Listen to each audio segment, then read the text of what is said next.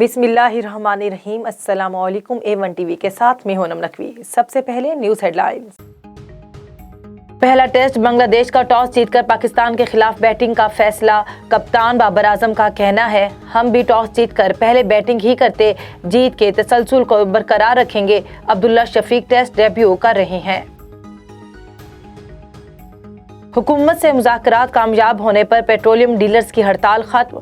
मुल्क भर में पेट्रोल पंप खुल गए, पेट्रोल की तरसील जारी। पेट्रोलियम डीलर्स एसोसिएशन के मुताबिक हुकूमत ने मुनाफा 4.4% करने की यकीन दहानी करा दी।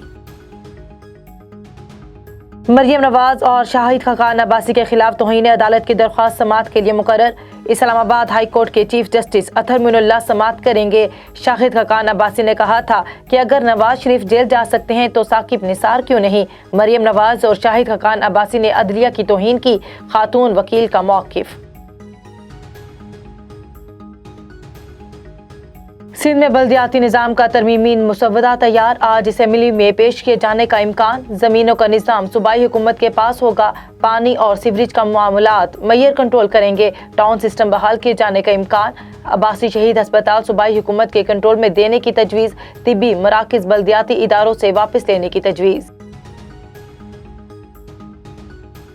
आलमी तवानाई एजेंसी का ईरान पर ताउन न करने का इल्ज़ाम। अमरीका ने तेहरान हुकूमत का रवैया अफसोसनाक करार दे दिया। अमरीकी महकमे खारजा के मुताबिक ईरान के आलमी ताकतों के साथ मुज़ाकरात नाकाम होने का खदशा है।